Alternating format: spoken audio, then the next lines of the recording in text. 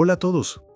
Antes de comenzar, asegúrate de dar like y suscribirte al canal y deja un comentario con el lugar de donde nos ves y la obra en la que estás mirando. De esa forma, YouTube seguirá mostrándote historias como esta. Ahora, empecemos. Crecí en un pequeño pueblo en Kentucky, uno de esos lugares donde todos saben tu nombre, tus asuntos y la historia de tu familia hasta 3 generaciones atrás. Era 1976 y yo acababa de cumplir 17 años. Mi mundo giraba alrededor de la escuela, la iglesia y las ocasionales funciones de cine al aire libre con mi mejor amiga Ellie.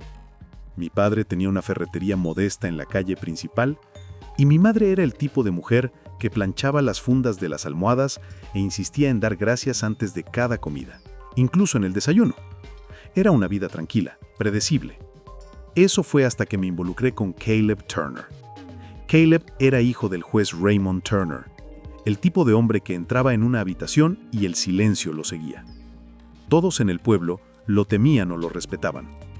Caleb, sin embargo, no era como su padre.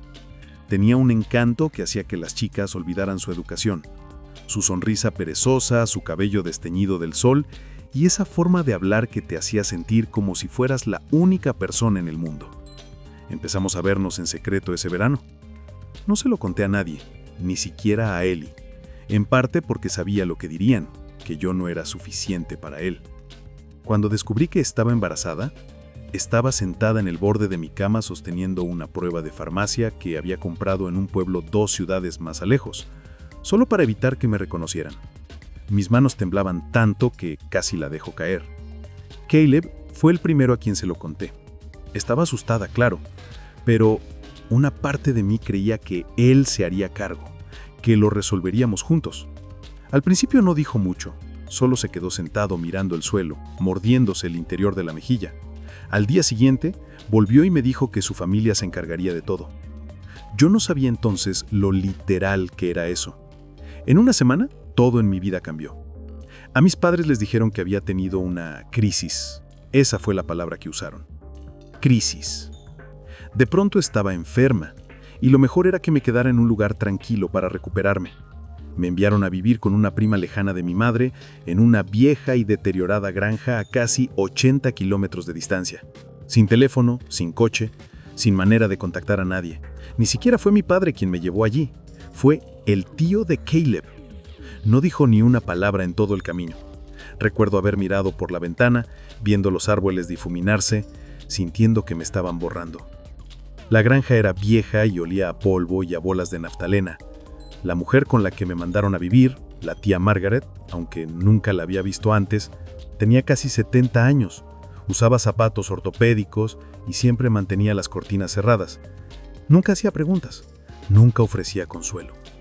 La casa no tenía televisión ni radio, y los únicos libros eran folletos religiosos y una Biblia vieja con páginas tandel que crujían al tocarlas.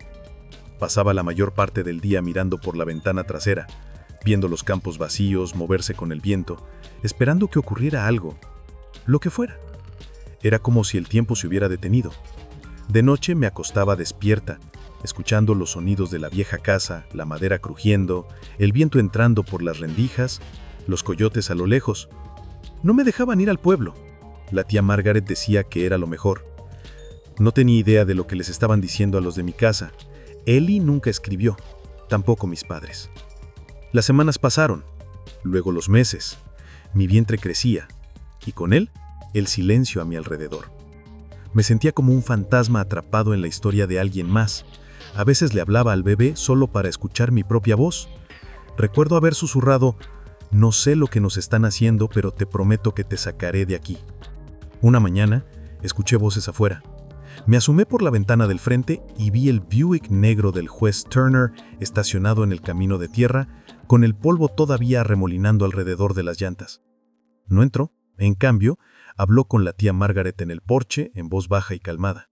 Ella solo asentía, con los ojos fijos en el suelo. Después de que se fue, me trajo una maleta y me dijo que debía empacar. «Encontraron un lugar mejor», dijo, sin detalles, sin respuestas. Le pregunté a dónde íbamos. No respondió, solo señaló la maleta y salió de la habitación. Esa noche no dormí. No dejaba de pensar. ¿Y si desaparezco por completo? Al día siguiente apareció Caleb. Era la primera vez que lo veía en meses. Se veía más delgado, más pálido, como si tampoco hubiera dormido. Pero no me miraba a los ojos. Solo se quedó junto a la puerta mientras la tía Margaret le entregaba la maleta y luego murmuró algo sobre una clínica en Ohio y que pagarían todo. Le dije que no quería ir a ningún lado. Le supliqué que les dijera la verdad a mis padres. Fue entonces cuando finalmente explotó. Dijo que ya era demasiado tarde para eso, que las cosas ya estaban resueltas. No entendí exactamente qué quiso decir, pero la forma en que lo dijo me heló la sangre. No fui a la clínica. Esa noche, mientras la tía Margaret dormía, tomé la maleta que me había preparado y salí por la puerta trasera. Caminé durante lo que pareció horas, siguiendo el camino, con nada más que la luz de la luna y el sonido de la grava crujiendo bajo mis pies. Finalmente encontré una gasolinera con un teléfono público. No tenía dinero, pero el dependiente, un chico flaco, de cabello largo y rostro amable, me dejó hacer una llamada. Marqué el único número que podía recordar de memoria, el de Ellie. Cuando contestó, apenas pude articular palabras. Lo único que dije fue: «Es yo, necesito ayuda». Ellie llegó 6 horas después conduciendo el destartalado Chevy Nova de su hermano. Al verme rompió a llorar. Me dijo que todos pensaban que me habían internado en alguna clínica privada en el oeste, que a mis padres les habían dicho que no me visitaran y que yo había pedido espacio. Caleb, al parecer, había vuelto a la escuela como si nada hubiera pasado. Me quedé con él y su familia unas semanas, escondida en el sótano. Sus padres eran callados al respecto, pero podía notar que sabían que algo no estaba bien. Nunca me hicieron preguntas. Simplemente me dejaron quedarme. Eventualmente encontré un refugio para mujeres en Louisville que ayudaba a chicas como yo. Allí di a luz a una niña con abundante cabello oscuro. La llamé Hope. No fue hasta años después que descubrí toda la verdad. Uno de los curinos de Caleb, borracho en una boda, le contó a alguien lo que realmente había sucedido.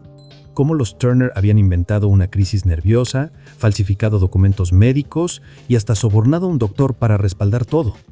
Habían planeado manejarlo en silencio, enviarme lejos, dar a la bebé en adopción sin mi consentimiento y fingir que nunca existí. Para ellos, yo solo era un estorbo, un inconveniente.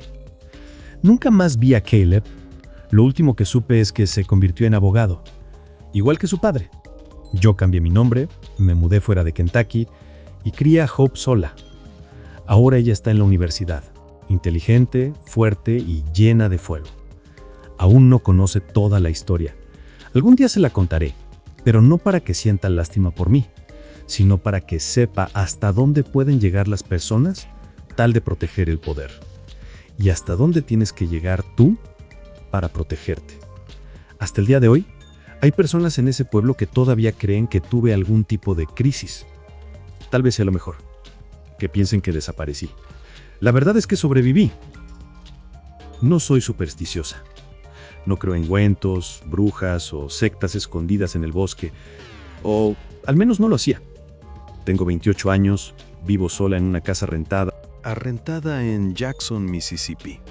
Y hasta hace unas semanas, mis mayores preocupaciones eran la renta y un ruido extraño que hacía mi coche en reversa. Me gusta hacer senderismo los fines de semana, principalmente para despejar la mente. Unos amigos y yo, todos conocidos desde la universidad, planeamos un viaje a una zona boscosa a 1:30 al este de Jackson. Es un terreno público, no marcado como algo especial, solo tranquilo y apartado. Éramos yo, Jordan, Will y Rachel. Nada complicado. Una caminata de un día con bocadillos, fotos y sin señal de celular. Ojalá hubiéramos dado la vuelta en el mismo momento en que vimos esa primera cruz.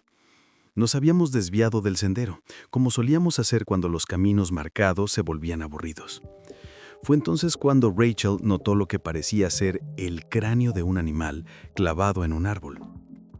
Al principio pensamos que era parte de algún extraño ritual de caza o una especie de arte folclórico sureño. Pero luego empezamos a notar más cosas. Docenas de cruces de madera hechas a mano, clavadas torcidamente en la tierra. Tiras de ropa sucia atadas a ramas bajas. Algunos objetos eran realmente viejos, casi podridos. También había pequeñas muñecas de tela y lo que parecían ser velas derretidas clavadas en la tierra. Todo el lugar tenía una sensación pesada, silencioso, como si los árboles se cerraran sobre nosotros. No lo dijimos en voz alta, pero todos estábamos inquietos. Saqué un montón de fotos. Primeros planos de las cruces, de los huesos, incluso de una sudadera que parecía tener sangre seca. Will me dijo que dejara de hacerlo, pero no le di importancia. Pensé en subirlas después a un foro de senderismo, como esas publicaciones de "encontré algo raro en el bosque". Ninguno de nosotros fue lo bastante valiente para adentrarse más en la arboleda. Había un árbol en el centro, más grueso, más viejo, cubierto de lo que parecían ser tallas y más huesos clavados en la corteza. Todos nos quedamos mirándolo. Entonces Jordan dijo: "Deberíamos irnos ya". Y sin otra palabra nos marchamos. Eso debería haber sido el final. Pero esa misma noche, después de llegar a casa, subí 3 de las fotos a internet. Nada identificable, solo los objetos, sin personas ni ubicaciones. Unas horas después, pasada la medianoche, recibí el primer mensaje. No tenía palabras, solo una foto. Al principio no entendía qué estaba viendo. Era mi entrada, tomada desde el otro lado de la calle. Mi coche estaba ahí y la luz del porche escondido. Esa foto había sido tomada minutos antes de que la viera. Miré afuera inmediatamente. Nada, solo oscuridad y silencio. No dormí esa noche. Cada vez que pasaba un coche o se movía una rama afuera, me levantaba a revisar las ventanas. Incluso apagué todas las luces y me senté en el sillón con el teléfono en la mano esperando. No pasó nada más hasta las 3:12 a.m. Recuerdo la hora exacta porque estaba mirando el reloj cuando llegó el siguiente mensaje. Otra foto. Esta vez estaba más cerca, mi ventana delantera. Se veía la cortina medio corrida y detrás el resplandor suave de mi televisor. Yo estaba en esa habitación cuando la tomaron. El estómago se me hundió. Corrí a la ventana y la abrí de golpe, gritando hacia la noche, pero no había nadie ahí. Revisé cada cerradura de la casa 2 veces. A la mañana siguiente llamé a Jordan. No quería sonar paranoico, así que solo le pregunté si había notado algo raro desde la caminata. Vaciló. Luego dijo que él también había recibido un mensaje, pero el suyo era solo una pantalla en blanco, sin imagen, sin texto. Rachel y Will no habían recibido nada, al menos todavía no. Todos nos sentíamos inquietos, como si hubiéramos entrado en algo que no debíamos ver. Borré la publicación y las fotos de inmediato, pero ya se sentía demasiado tarde. Ese mismo día instalé una cámara de seguridad sobre mi dueta. Aunque vivo en un vecindario decente, no me hizo sentir más seguro. Esa noche no recibí mensajes. Pensé que tal vez había terminado. Pero a la mañana siguiente, al revisar la grabación de la cámara, había una persona. A las 2:47 a.m., alguien se acercó a mis escalones y se quedó ahí parado casi 5 minutos. Nunca tocó, nunca timbró, solo se quedó ahí.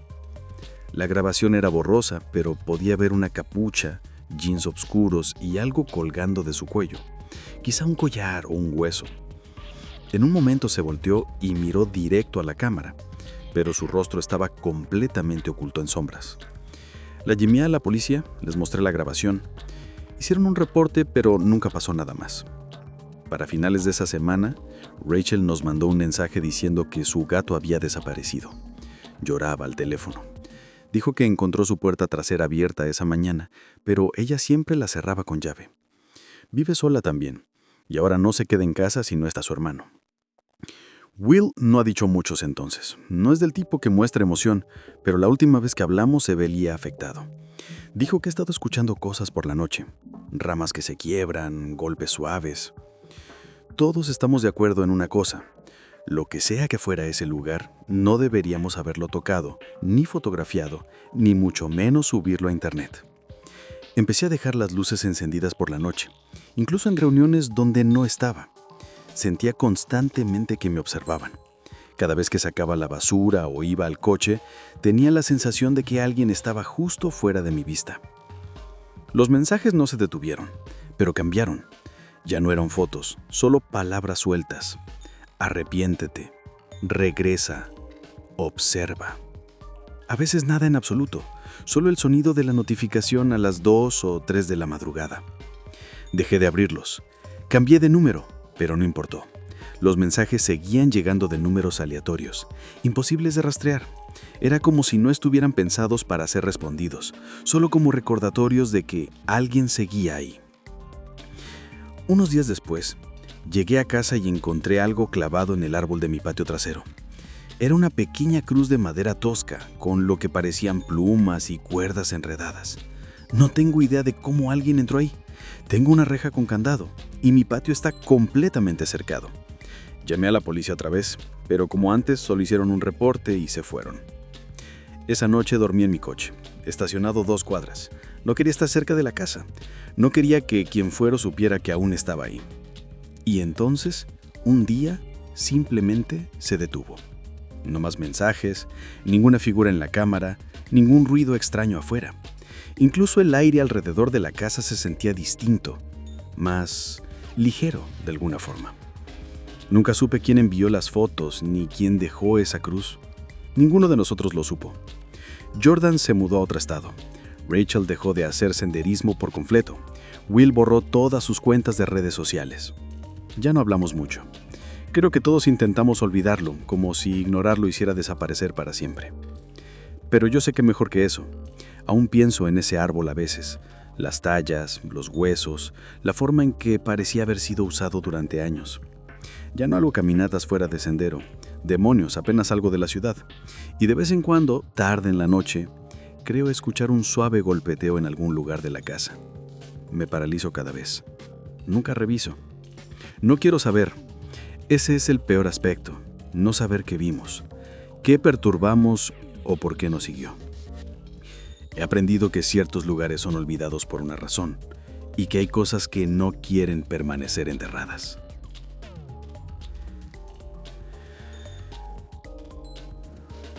Crecí en un pequeño pueblo de Nebraska, que apenas aparece en el mapa.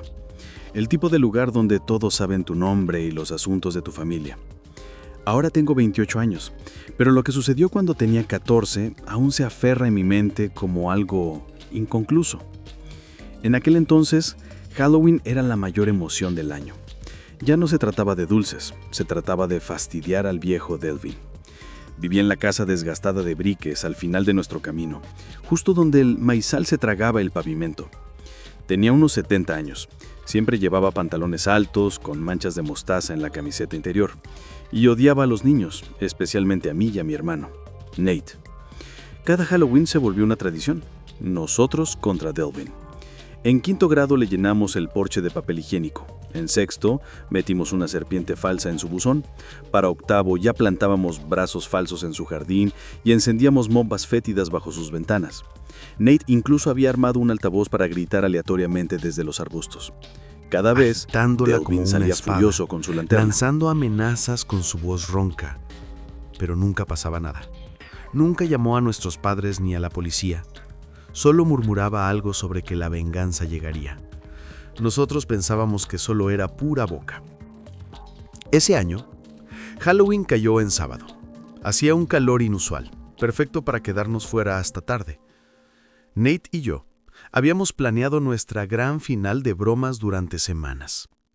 Pero cuando pasamos frente a la casa de Delvin, al atardecer, notamos algo extraño. Su casa estaba decorada, de verdad decorada. Esqueletos de papel pegados en las ventanas, una calabaza inflable en el jardín, luces parpadeantes en el porche. Se veía barato, como si alguien hubiera comprado un kit de Halloween y lo hubiera puesto todo de golpe. Pero esa era la cosa. Delvin nunca había puesto decoraciones. Nate me dio un codazo y dijo: «Está tratando de superarnos. No podemos dejarlo pasar». Esperamos hasta las 10:30 de la noche, cuando la mayoría de los niños ya se habían ido y las calles estaban tranquilas. Nate había traído una bolsa llena de equipo. Nada peligroso, solo su caos habitual. Bombas de humo, una caja de sonido activada por movimiento y un muñeco de bebé de plástico pintado con sangre falsa. Nos metimos por la parte trasera de la propiedad de Delvin, agachados detrás de la fila de arbustos que bordeaban su patio. Ahora todo estaba a oscuros, salvo por el tenue resplandor naranja del porche. Pero no había sonido, ni televisión, ni crujidos, ni siquiera la estática de radio que siempre tenía encendida. Se sentía preparado. Recuerdo haber susurrado, esto se siente raro. Y Nate solo sonrió lanzándome la caja de sonido y diciendo, ese es el punto, vamos a arruinarlo. No sabíamos que él era el quien nos estaba arruinando a nosotros. Nos separamos como siempre. Nate fue hacia el cobertizo, junto a la cerca trasera, mientras que yo me quedé más cerca de la casa. Estaba buscando un buen lugar para esconder la caja de sonido, cuando noté algo raro. La calabaza inflable del porche se estaba desinflando lentamente, como si alguien la hubiera apuñalado. Pero no había nadie ahí. Pensé que tal vez tenía una fuga lenta. Aún así, hacía que toda la escena se sintiera mal. Me agaché detrás de un arbusto esperando ver parpadear la linterna de Nate. Fue entonces cuando escuché la puerta del cobertizo abrirse, seguida de un golpe fuerte, como si algo pesado se hubiera cerrado de golpe. Después nada. Silencio. Ni pasos, ni Nate. Esperé un minuto entero. Luego otro. Susurré su nombre, pero no hubo respuesta. Me levanté y me acerqué al cobertizo. Desde afuera parecía normal. Viejo y podrido en la base, como la mayoría de las cosas en la propiedad de Delvin, pero ahora el candado de la puerta estaba cerrado. Nate no tenía llaves. Golpeé suavemente la puerta. Nate, susurré. Nada. Toqué más fuerte. Aún silencio. Fue entonces cuando noté la cámara. Una pequeña cámara de casa con batería montada en la esquina del cobertizo, parpadeando en rojo. Y justo debajo, clavado en la madera, un pedazo de cartón que decía Tricked, engañados. Ahí me cayó la ficha. Esa era la broma hacia nosotros. Delvin había invertido el juego. El estómago se me hundió y juro que pude sentir la piel vibrarme. Retrocedí, escaneando el patio esperando que saliera de golpe de las sombras. Pero no había nadie, solo silencio. Un silencio que no se sentía vacío, sino vigilante. Tiré del candado del cobertizo. No se movía. Hasta intenté golpearlo con una piedra, pero solo sonó metálico. Inútil. Desde dentro, creí escuchar algo. Un arrastre leve, tal vez una voz apagada, como si Nate estuviera amordazado o intentando moverse. Ahí fue donde entré en pánico de verdad. Corrí de regreso al camino. Recuerdo haberme quedado congelado bajo la luz del farol, con el corazón golpeando como un tambor en el pecho. Tenía dos opciones: pedir ayuda, lo que significaba despertar a mis padres, o tal vez involucrar a la policía y admitir que éramos nosotros quienes habíamos estado acosando a Delvin durante años, o podía volver e intentar sacarlo yo mismo antes del amanecer. Miré esa casa oscura, luego de nuevo al camino. Ningún coche, ninguna luz, solo yo, la brisa fría y la creciente sensación de que estábamos mucho más metidos de lo que alguna vez quisimos estar. Decidí que no podía simplemente dejarlo. Corrí de regreso, con el corazón desbocado, y revisé cada ventana y puerta de la casa de Delvin, rezando que alguna estuviera abierta.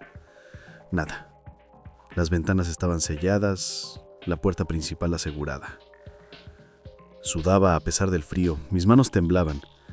Finalmente rodeé nuevamente y encontré una ventana estrecha cerca del sótano que parecía débil, como si la madera estuviera podrida. Metí la punta del destornillador de Nate, por suerte todavía estaba en la bolsa de bromas, entre el marco y forcé hasta que se abrió lo suficiente para colarme. El segundo en que caí dentro me arrepentí. El aire estaba espeso, rancio, y olía a moho y algo metálico.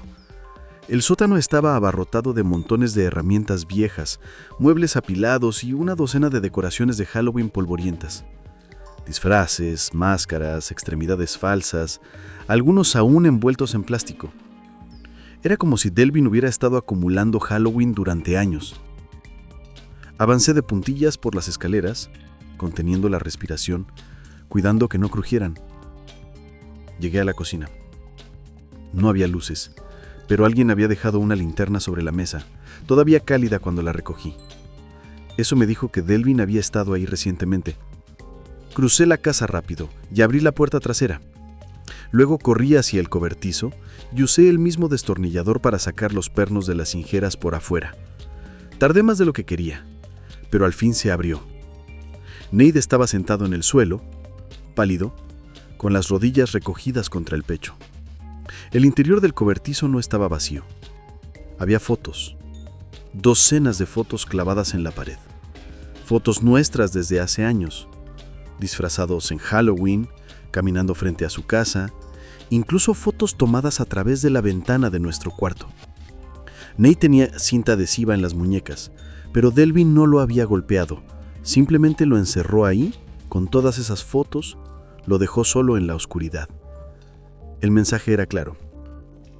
Los he estado vigilando. Lo dejé crecer. Este es su castigo. No dijimos nada. Solo corrimos. Después de esa noche nunca más volvimos a tocar el patio de Delvin. Él nunca nos habló, nunca llamó a la policía, nunca lo mencionó. Ni una vez. Pero cada Halloween, desde entonces, ponían las mismas decoraciones baratas, y nosotros sabíamos que no era por la festividad. Era un recordatorio, una trampa en la que habíamos caído una vez, y tal vez una advertencia de que seguía prestando atención. Aún paso por esa casa cuando visito mi pueblo, y cada vez que lo hago lo siento. Ese mismo cosquilleo en la piel, esa misma pregunta. ¿Qué habría pasado si no hubiera regresado por Nate? Nunca he publicado nada como esto antes, pero después de lo que ocurrió el año pasado, necesito sacarlo. Tal vez alguien haya pasado por algo parecido. Ahora tengo 20 años, pero todo esto sucedió cuando tenía 18, en mi último año de preparatoria. Vivo en un pequeño pueblo de Illinois, donde todos se conocen y nada permanece en secreto por mucho tiempo. Eso fue parte de lo que hizo que todo esto fuera mucho peor. En ese tiempo estaba saliendo con alguien nuevo. Su nombre era Brooke, y sinceramente las cosas iban muy bien. Pero entonces volví a conectar con alguien de mi pasado, una chica llamada Megan, con quien no hablaba desde la secundaria. Megan y yo habíamos salido en 7º grado, si es que se le puede llamar así. Nos tomábamos de la mano en la hora del almuerzo y enviábamos mensajes sin parar después de clases. Nada serio, éramos niños. Pero una noche, de la nada, me escribió por Instagram. Dijo que había visto una de mis publicaciones y solo quería saludar. Empezó casual. Intercambiamos algunos mensajes, nos reímos de viejos tiempos y le conté que estaba saliendo con alguien. No pareció importarle.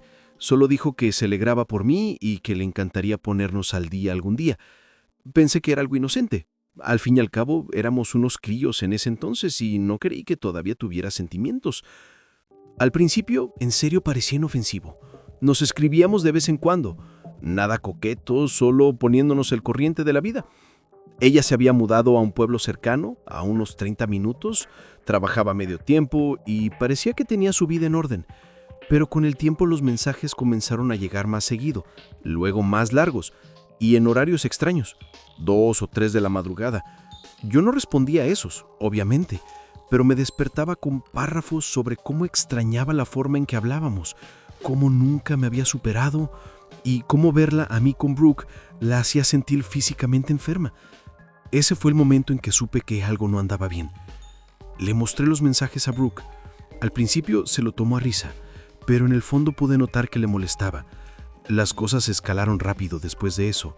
Megan empezó a aparecer en lugares en los que no tenía razón de estar.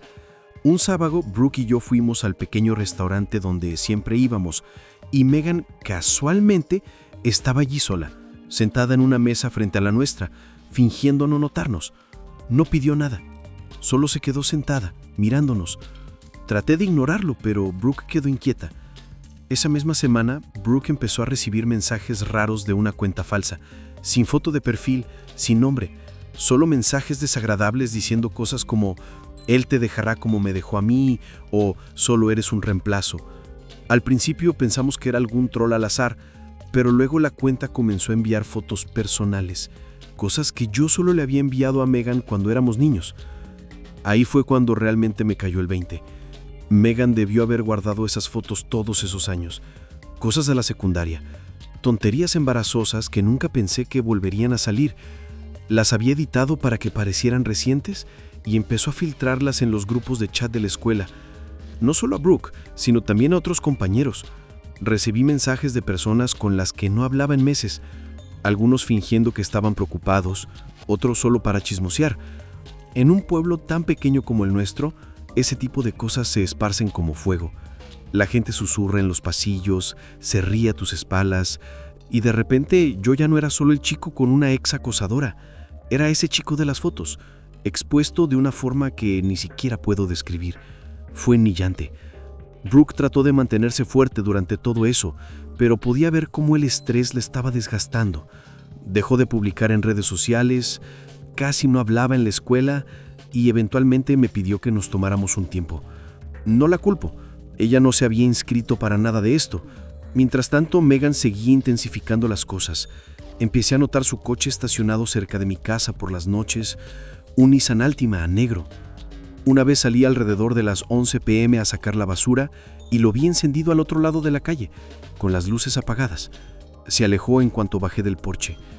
Otra vez alguien tocó la ventana de mi habitación a las 2 de la mañana, pero cuando miré afuera no había nadie, solo ese mismo coche estacionado a media cuadra. Intenté hablar con mis padres, pero no lo tomaron en serio. Mi papá solo dijo: «Las chicas se ponen emocionales, ya se le pasará». Y mi mamá me dijo que la bloqueara. Pero no era tan simple. Ella solo creaba nuevas cuentas, diferentes nombres de usuario, los mismos mensajes retorcidos. Con el tiempo empecé a perder el sueño. Me quedaba despierto casi todas las noches revisando la ventana frentera, mirando mis DMs para ver si me había mandado algo más. Cada vez que mi teléfono vibraba, el estómago se me hundía. Tenía miedo no de que me lastimara, sino del hecho de que parecía ser capaz de cualquier cosa, como si ya no tuviera límites, ni vergüenza, y nadie más lo veía como lo que era. La escuela tampoco ayudó mucho. Cuando lo comenté con el consejero, dijo que como todo era en línea y fuera del campus, realmente no podían hacer nada. Eso lo empeoró. Megan sabía que nadie la detendría. Se volvió más de atrevida. Un día encontré una nota en el parabrisas de mi coche en el estacionamiento de la escuela. Estaba escrita con marcador rojo: «Veo la forma en que la miras. Nunca me miraste así a mí». Ahí fue cuando empecé a estacionarme fuera de los terrenos de la escuela. Dejé de hablar con la gente, incluso eliminé mis redes sociales por un tiempo. Pero de alguna forma ella siempre encontraba la manera de recordarme que seguí observando. La gota que derramó el vaso fue la noche en que apareció en la casa de Brooke. Me llamó llorando diciendo que alguien había estado tocando sin parar en la ventana de su habitación y luego desapareció cuando su papá salió con una linterna. Juró haber visto la cara de Megan en la ventana, justo antes de que se agachara. Esa noche manejé directo hasta allá y llamé a la policía desde la entrada.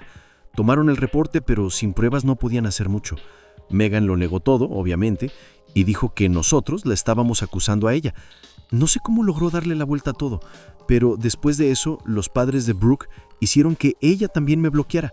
No querían tener nada que ver con el lío. Después de esa noche, todo se detuvo. No más mensajes directos, no más cuentas falsas, no más carro estacionado. Megan desapareció por completo de mi vida, como si nada de eso hubiera pasado. No sé si alguien finalmente habló con ella, si simplemente se aburrió o si pasó a obsesionarse con alguien más. Nunca lo supe, pero el daño ya estaba hecho. Brooke y yo nunca volvimos realmente a estar juntos. Algunos compañeros todavía susurran sobre lo de Megan, como si fuera un chiste interno. Yo solo bajo la cabeza. No hablo mucho de esto en persona porque la gente o no me cree o piensa que exagero. He revisado el Instagram de Megan un par de veces desde entonces. No estoy orgulloso, solo por curiosidad. Lo último que vi fue que se comprometió con un tipo de otro pueblo, sonriendo, feliz, con una vida que parece totalmente normal. Parte de mí se pregunta si él sabe, si le contó algo sobre lo obsesiva que llegó a ser, o tal vez de verdad cambió. Tal vez yo fui solo un capítulo en el que perdió el control. De cualquier manera, nunca entenderé cómo alguien con quien apenas salí de niño pudo arruinar tanto mi vida años después. No tiene sentido para mí. Hasta hoy en día no sé qué la llevó a llegar tan lejos. Es como si algo se hubiera roto dentro de ella y simplemente se hubiera obsesionado conmigo, como si yo le debiera algo. Todavía me pongo ansioso cuando veo un Nissan Altima negro. Todavía dudo en aceptar solicitudes de cuentas que no reconozco. Han pasado casi 2 años y desearía poder decir que ya lo superé por completo, pero no es así. A veces aún me pregunto si ella sigue observando, si está esperando algo, o si un día simplemente despertaré y todo volverá a empezar de la nada, igual que la primera vez. Me mudé a una zona rural de Missouri a principios de la primavera del año pasado, con la esperanza de llevar una vida más tranquila después de un divorcio largo y mezclado. Acababa de cumplir 38 años y entre el papeleo, los abogados y el desgaste emocional de dividirlo a la mitad, necesitaba escapar. Así que vendí lo que pude y compré una modesta casa de 2 habitaciones en un par de acres a las afueras de un pueblo No era llamado gran cosa, Cassville. pero tenía buena estructura y un enorme patio trasero que pensé arreglar poco a poco. Trabajo de forma remota, haciendo diseño CAD para empresas de construcción, así que no necesitaba estar cerca de ninguna ciudad grande. El ritmo más lento, el espacio y el silencio eran exactamente lo que creía que quería. Unas 2 semanas después de mudarme, decidí construir una cerca de privacidad en el borde trasero de la propiedad.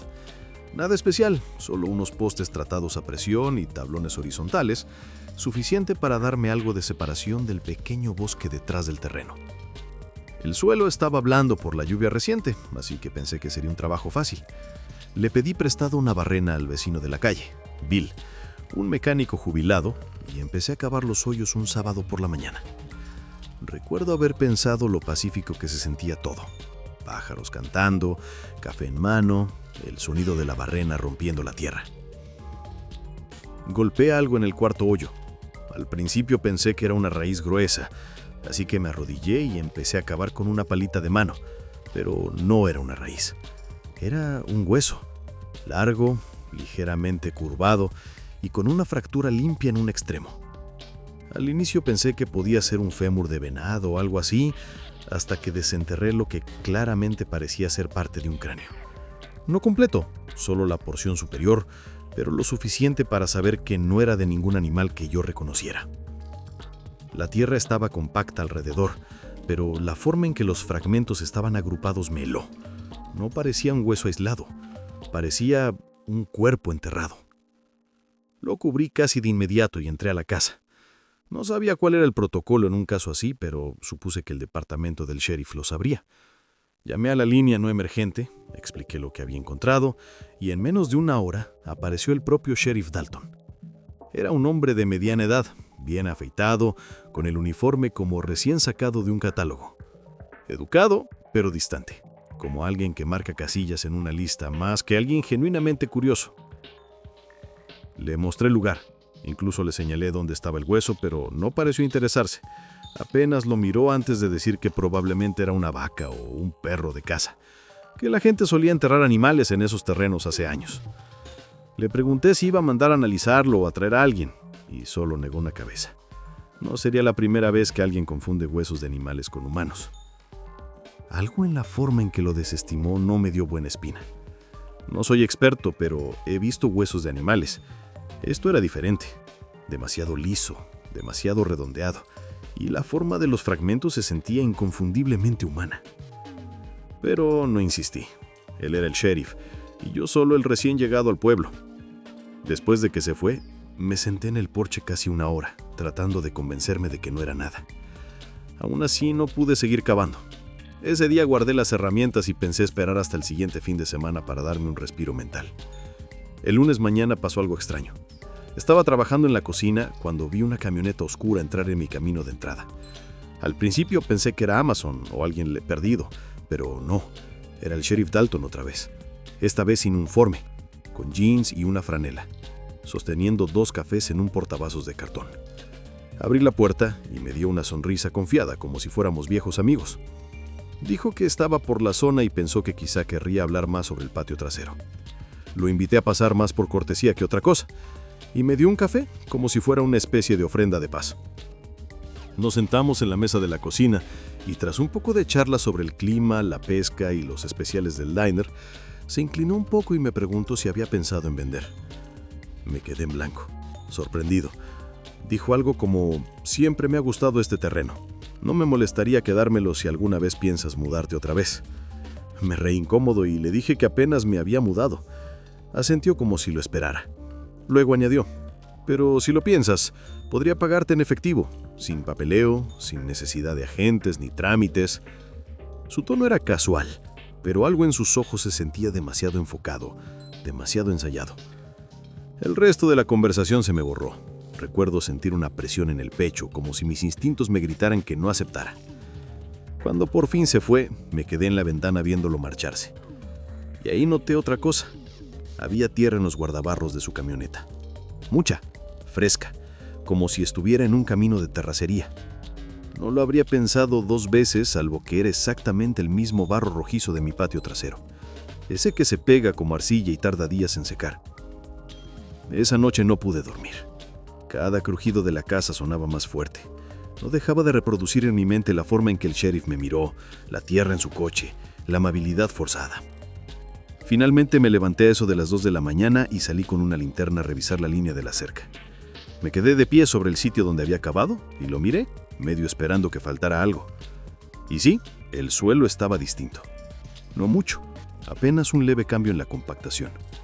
Una hendidura tenue pero suficiente para saber que alguien había estado ahí. Yo no lo había tocado desde el sábado, y mucho menos había salido después de la visita del sheriff. Entonces, ¿quién lo había hecho? Decidí en ese momento que no lo iba a dejar pasar. A la mañana siguiente llamé a un amigo de la universidad, Jason, que trabajaba en Springfield como técnico forense. Le conté lo suficiente para preocuparlo, pero no tanto como para implicar a alguien. Aceptó venir ese fin de semana con algo de equipo para revisar la tierra y tal vez tomar una muestra. Solo el saber que alguien de confianza vendría ya me hizo sentir un poco mejor. No dejaba de sentirme involucrado, pero el alivio no duró mucho. 2 días antes de que Jason llegara, volví del supermercado y encontré la puerta principal entreabierta. No faltaba nada roto, salvo una cosa: mi laptop que estaba sobre la mesa del comedor. Y eso fue lo único que desapareció. No lo denuncié. Honestamente no sabía en quién podía confiar. Si el sheriff realmente estaba implicado en algo, ¿qué iba a hacer? Llamar a su oficina y que lo enviaran de nuevo. Sentí de golpe que estaba metido en algo mucho más grande, como si me hubiera topado con algo que nunca debí ver. Ese fin de semana Jason aún vino, pero para entonces el hoyo ya estaba completamente rellenado, y no por mí. La tierra estaba más dura que antes, e incluso habían tirado algunas piedras encima como para hacerlo parecer más viejo. Jason tomó una muestra de suelo de todos modos, pero nunca salió nada de eso. Dijo que no había suficientes trazos para determinar nada concluyente. Podría haber sido cualquier cosa, comentó, pero pude ver que él tampoco lo creía. Un mes después puse la casa en venta. No le conté a nadie la razón. Se la vendía a una pareja mayor que quería jubilarse en un lugar tranquilo. A veces todavía me siento culpable, pero yo solo quería salir de ahí. Nunca volví a saber nada del sheriff Dalton y nunca más vi su camioneta por la zona después de que me fui. Me he mudado 2 veces desde entonces y aún no me siento completamente en paz. Cada vez que veo un carro patrulla siento de nuevo esa presión en el pecho. No sé qué estaba enterrado en mi patio, ni quién lo puso ahí, pero sé que no era una vaca. Y sé, con certeza, que hay gente dispuesta a hacer lo que sea para mantener ciertas cosas enterradas. Me mudé a ese departamento durante mi 2º año de universidad, porque era el único lugar en la ciudad que podía pagar sin necesitar un compañero de cuarto. Era un pequeño edificio de 4 unidades en las afueras, escondido detrás de una gasolinera abandonada y algunos lotes vacíos. La renta era barata y el casero no hacía demasiadas preguntas, lo cual en ese entonces me parecía una ventaja. Mi unidad estaba en el 2º piso y me dijeron que el departamento de arriba llevaba vacío más de 1 año. Nadie lo ha tocado desde que se fue el último inquilino, dijo el casero, como si eso debiera tranquilizarme. Honestamente, no pensé mucho en ello. Solo quería un lugar tranquilo para concentrarme en los estudios. Al principio, realmente era tranquilo. Sí, las paredes eran delgadas, pero como no había nadie arriba, no tenía que preocuparme por pisadas nocturnas o música fuerte. Por eso, la primera vez que escuché pasos arriba de mí, me confundí más que otra cosa. Eran cerca de las 2 de la mañana y yo estaba estudiando para un examen de biología cuando oí pasos lentos, deliberados, cruzando el techo. Recuerdo que incluso pausé mi música para asegurarme de que no lo estaba imaginando. Pero los pasos siguieron, unos cuantos y luego silencio, como alguien que caminaba de un lado a otro o cambiaba de peso. La noche siguiente pasó otra vez, misma hora, mismo tipo de sonido. Incluso golpeé el techo con un palo de escoba como un idiota, esperando que quizá hubiera alguien ocupando el lugar y respondiera. Nada. Le escribí al casero al día siguiente y solo me contestó: sigue vacío, probablemente son las tuberías. Lo cual no tenía sentido porque yo sabía cómo sonaban las tuberías. Esto era diferente. A él no le parecía preocuparle, así que lo dejé pasar, al menos unos días. Pero una vez que noté que ocurría más seguido, siempre después de medianoche, siempre el mismo paso irregular, empecé a sentirme raro, como si el aire en mi departamento cambiara cada vez que el ruido empezaba, más pesado. Y no era solo el ruido. Empecé a despertarme con esa sensación extraña de que alguien me observaba. No sé cómo describirlo exactamente. Solo despertaba de golpe, con el corazón latiendo fuerte, completamente seguro de que no estaba solo. Revisaba el departamento cada vez, puertas cerradas, ventanas aseguradas, sin señales de intrusión. Pero esa sensación no se iba. Una noche, después de escuchar lo que sonó como algo cayendo arriba, algo pesado, agarré una linterna y decidí revisar la puerta de la escalera que llevaba al piso superior. No la había mirado desde que me mudé. Se suponía que estaba bien cerrada, pero cuando llegué, la perilla colgaba floja y el marco alrededor de la cerradura estaba astillado, como si alguien lo hubiera pateado. Me quedé un minuto ahí parado mirando la puerta. Mi primer instinto fue volver a entrar, cerrar todo y fingir que nunca lo había visto, pero la curiosidad me ganó. Empujé la puerta con el pie. Hizo un chirrido horrible, como si no se hubiera movido en años. La escalera estaba totalmente oscura y olía a polvo y humedad. Recuerdo que apunté la linterna hacia arriba y el haz iluminó algo extraño de inmediato. Marcas en las paredes, como si alguien hubiera estado arrastrando las manos o algo más. Empecé a subir despacio, escalón por escalón, tratando de no respirar fuerte. La puerta de arriba ya estaba entreabierta. No mucho, pero lo suficiente para ver una parte del piso. La empujé con cuidado y se abrió hacia adentro con un ruido bajo y arrastrado. El lugar estaba completamente oscuro. No había electricidad ni muebles, salvo una cosa: un colchón viejo y destrozado tirado en el suelo. En el centro del piso, justo encima de donde estaría mi habitación. Vi unos pasos, lo suficiente para alumbrar con la linterna. Fue entonces que vi las manchas. Manchas oscuras, marrón rojizas, impregnadas profundamente en la tela, como si llevaran mucho tiempo ahí. El estómago se me revolvió al instante. No estaba solo sucio, parecía sangre, mucha sangre. No quise mirar más cerca. Retrocedí rápido, con el corazón latiendo tan fuerte que lo oí en mis oídos. Prácticamente corrí de regreso a mi apartamento. Cerré la puerta de golpe, eché todos los cerrojos y hasta tranqué la perilla con una silla. Esa noche no dormí. Me quedé en la sala con las luces encendidas, escuchando. Alrededor de las 3:30 de la mañana, los pasos comenzaron de nuevo, pero esta vez no se quedaron en simples pisadas. Juro por Dios que escuché algo que se arrastraba por el techo, como tela o un miembro, y luego 3 golpes fuertes justo encima de mí, como si alguien se hubiera dejado caer de rodillas en el piso. Lo peor fue que el sonido no tenía eco de una habitación vacía.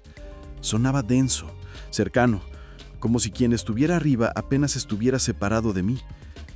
Quise llamar a la policía, pero dudaba. ¿Qué iba a decir?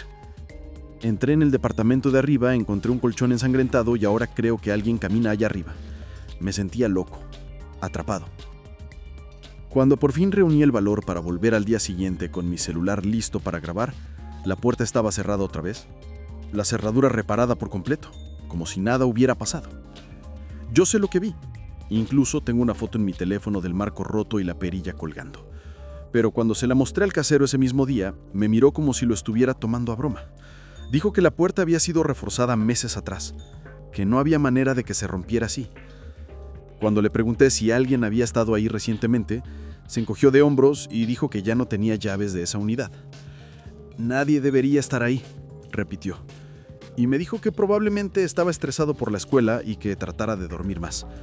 Salí de su oficina sintiéndome más solo y perturbado que nunca. Esa noche dormí en el sofá con todas las luces encendidas. No pasó nada. No hubo pasos, no hubo arrastres, silencio. Lo mismo la noche siguiente. Era como si lo que fuera que estuviera pasando simplemente se hubiera detenido. Pero la quietud no era tranquilizante. Se sentía peor, como si algo estuviera esperando. Empecé a evitar mi apartamento tanto como pude, quedándome hasta tarde en la biblioteca, durmiendo en casa de algún amigo cuando era posible. No quería estar ahí, no solo. La sensación de ser observado nunca se fue del todo, incluso de día. Alcanzaba a ver sombras moverse por el rabillo del ojo. Dejé de dormir bien, dejé de concentrarme en clase. 2 semanas después, regresé de un fin de semana fuera de la ciudad solo para recoger más ropa. Todo parecía normal, hasta que entré en mi habitación. Justo encima de mi cama, en el lugar exacto donde solía escuchar los ruidos, había 3 marcas perfectas en el techo de yeso. Pequeñas, circulares, espaciadas como lo estarían unas rodillas si alguien se hubiera dejado caer fuerte. Me quedé mirándolas un buen rato. No estaban ahí cuando me fui. Ni siquiera desasume la maleta. Me fui esa misma noche y nunca volví a dormir ahí. Terminé mi contrato antes de tiempo y no volví la vista atrás. No se lo conté a nadie. ¿Quién me ve creer? Ha pasado más de 1 año y sigo pensando en ese lugar todo el tiempo. He intentado racionalizarlo. Tal vez alguien vivía ahí de ocupante, tal vez imaginé la mitad de todo, pero nada encaja. La cerradura rota que de pronto estaba arreglada, el colchón ensangrentado, las marcas en el techo, el silencio demasiado intencional y esa horrible sensación pesada de que alguien estaba siempre justo encima de mí. No sé qué había en ese departamento. No quiero saberlo. Lo único que puedo decir es que había algo malo con ese lugar. Y fuera lo que fuera, sabía que yo estaba ahí. No estoy muy seguro de por qué estoy escribiendo esto. Supongo que parte de mí todavía necesita que alguien me diga que no lo imaginé, que lo que pasó en esa cabaña fue real y que no me estoy volviendo loco. Todo ocurrió a finales de septiembre del año pasado. Acababa de finalizar mi divorcio unas semanas antes y sinceramente solo quería estar en un lugar tranquilo, sin tráfico, sin correos, sin amigos incómodos tratando de checar cómo estaba. Encontré un anuncio de una cabaña de casa en Montana, bien aislada, sin vecinos, sin señal de celular, sin distracciones. Era perfecta. Las fotos mostraban una casa de una habitación escondida entre los árboles, con un pequeño porche y una chimenea. La reservé por 2 semanas. Empaqué mi camioneta y manejé hasta allá sin decirle realmente a nadie a dónde iba. Solo necesitaba silencio. Los primeros días fueron exactamente lo que buscaba. Hacía frío por la noche, pero había leña suficiente y pasaba el tiempo cocinando, leyendo y caminando por la zona. Había un sendero detrás de la cabaña que llevaba hasta un arroyo pequeño, y solía ir ahí por las mañanas con un termo de café. Era pacífico, de esa forma rara que casi ya no existe cuando que un descanso en una cabaña aislada suena como la escapada perfecta. Créeme, no lo es. Todo parecía normal al principio. Los primeros días fueron lo que necesitaba. Silencio, aire limpio, nada de distracciones. Pero a partir del 4.º día las cosas comenzaron a sentirse raras. Nada dramático al inicio, solo detalles. Mi bolsa de mezcla de frutos parecía más ligera de lo que recordaba. Una corriente fría entraba por la noche, aunque yo juraba haber cerrado la puerta con llave. Pensé que era mi cabeza jugándome trucos. Estaba solo, recién divorciado con muchas emociones acumuladas. Tal vez no estaba prestando suficiente atención. Pero luego vi las huellas embarradas. No dentro de la cabaña, sino en el porche. Eran frescas, demasiado recientes. No había llovido en días, pero el suelo cerca del arroyo seguía húmedo y las huellas parecían rodear la cabaña. No solo pasar, eran de botas, humanas. Esa noche apenas dormí. Escuché crujidos sobre el techo como si alguien caminara despacio allá arriba. Traté de convencerme de que eran ramas moviéndose con el viento o un animal buscando calor, pero no sonaba así. La mañana siguiente encontré algo que me revolvió el estómago. Una de las latas que había dejado en la cocina, un chili que no había tocado aún, había desaparecido. No estaba movida, no estaba escondida, simplemente ya no estaba. Cuando estás completamente solo en el bosque y algo desaparece dentro de tu cabaña, la sensación es distinta. Busqué por todas partes, pero no había duda. Alguien estaba entrando. Ese mismo día conduje 40 minutos hasta el pueblo más cercano y compré una cámara de caza. Me mentí diciéndome que quería grabar fauna. En realidad esperaba atrapar otra cosa. La coloqué frente a la cabaña, apuntando hacia el sendero trasero. Esa noche no encendí la chimenea. Me quedé en la oscuridad con una manta y mi linterna, escuchando. Los ruidos en el techo regresaron, más suaves, como si supieran que yo estaba despierto. También escuché un susurro, hojas agitándose, pero no por el viento. Al amanecer, casi corrí a revisar la cámara. La mayoría de los clips eran normales, ardillas, un venado, pero a las 2:47 am había uno que me heló la sangre. Un hombre parado entre los árboles, inmóvil, mirando la cabaña. Usaba una sudadera oscura con capucha, la cara oculta. No se movió, no se acercó, solo se quedó ahí 5 minutos mirando. Después de eso quería irme, pero no lo hice. Tal vez por orgullo, tal vez por miedo a admitir que estaba aterrado. Empecé a dormir con la puerta de la habitación cerrada por dentro y un cuchillo en la mesa de noche. Puse palitos apoyados junto a la puerta para saber si alguien la movía. Y lo hicieron. A la mañana siguiente, uno había desaparecido. También otra lata de chili. Y lo peor, había barro en la manija interior de la puerta. Eso significaba que había estado adentro mientras yo dormía. Empaqué todo ese mismo día, pero antes de irme, revisé la cámara una vez más. El último clip, justo antes del amanecer, mostraba al mismo hombre más cerca. Estaba a unos 6 metros al borde del claro. Misma sudadera, misma quietud. Solo que esta vez sostenía algo. Una herramienta, un palo, no sé, pero lo agarraba como si estuviera listo para usarlo. Y miraba directamente al ente. Conduje hasta Missoula sin detenerme hasta que el tanque casi se vació. No fui a la policía. Sentía que sonaría ridículo. Un hombre me miraba cada noche parado entre los árboles. No tenía un rostro claro, no me robó nada más que comida. Pensé que se reirían. Solo envió un correo al dueño de la cabaña diciendo que el lugar no se sentía seguro, sin dar detalles. Pero no pude olvidarlo. Durante semanas me despertaba a las 2:47 am. No importaba qué tan cansado estuviera. Soñaba que seguía ahí, atrapado, con ese hombre mirándome por la ventana.